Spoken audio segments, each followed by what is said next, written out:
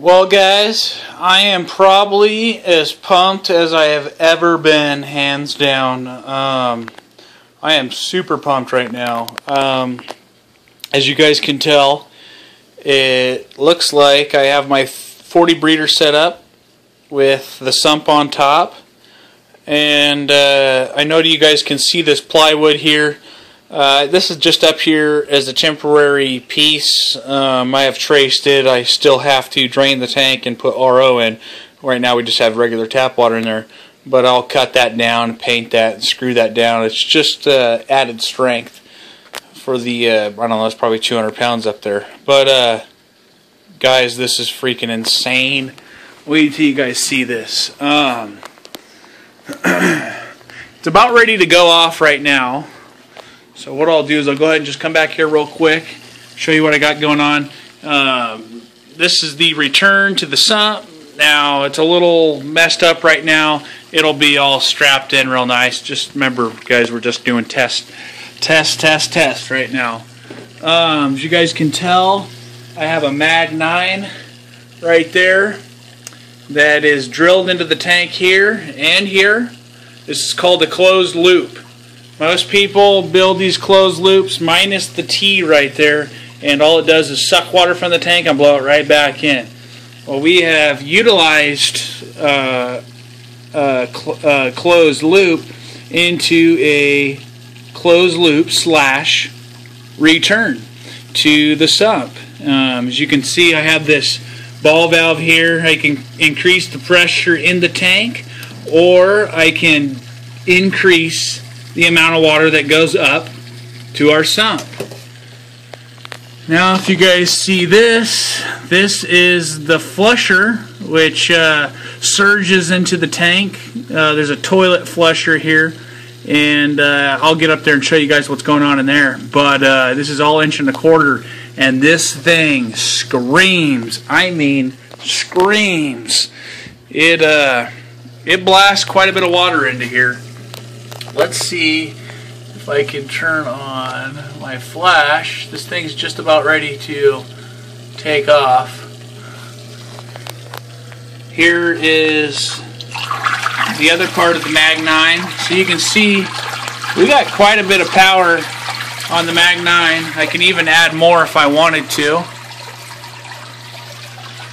There's the return right there.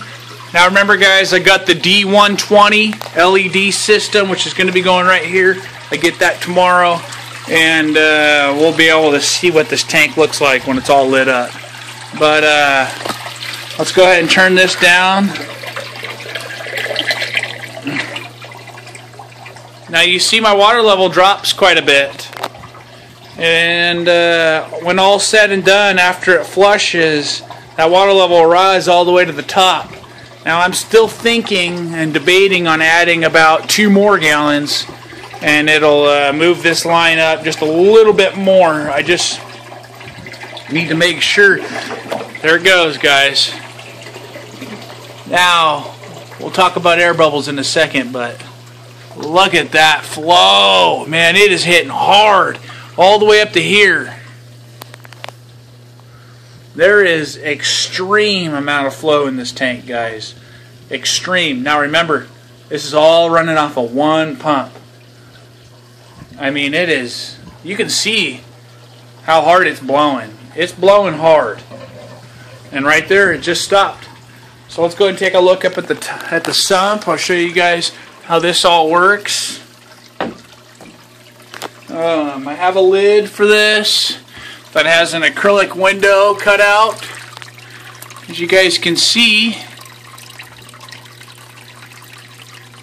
water pours into here, floats this ball up until this flapper pops, and it drains that water with keeping this level of the water the same. This is where the heaters will be. This is where some Chaeto, I might store some Chaeto, put a couple pieces of rock in here, and a little bit of a cleanup crew, and it should be good. So you can see my pressure is about that fast. I can increase that if I want the waves to happen a little bit faster.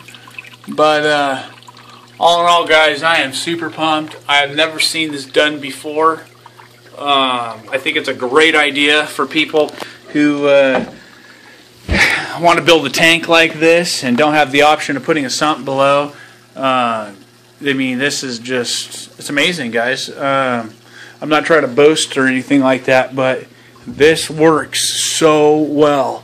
The amount of flow that comes out of that pipe is just, it's ridiculous. It actually is probably not as high velocity as a Mag 9, but it's 1.25 inches, so it's probably right around 900 gallons an hour, and it probably comes out in less than, I don't know, 30 seconds. You guys saw. So a lot of hard work went into this build here, guys. It was all right. It wasn't a very fun project because I live in a 2-story, well, 3-story. So I got to go down 2 stories just to get down to my garage to get stuff. So that was the biggest pain. One thing that I did forget to do that I was real ticked about was I was supposed to put a 1.25 inch T here with a 1 inch and 90 that up as a breather valve. That's why we're getting so much air bubbles right there. I'm gonna have to fix that. Something I don't want to have to do because this is freshwater, and man, once it hits, once it's salt, it's really gonna start taking off. So. But yeah, guys, I'm going to go ahead and post this video, and then tomorrow is when my LED lights show up. I think it's 120 watt D120 and crazy light fixture. It's got two channels, and it's dimmable, and it'll be awesome. I also got, I don't know if you guys remember this, but these LEDs that I have on this unit, they don't come with moonlights. So this is from Odyssey. Really cool. It's in a glass enclosure. It's I think they're trying to replicate or replace T5s with these. They're nice. They put off, it's daylight in this room, and there's a pretty good spread there. But I'm thinking if I keep them high enough, I can use them as a moonlight. But they do look pretty bright. So tell me what you guys think. Happy reefing.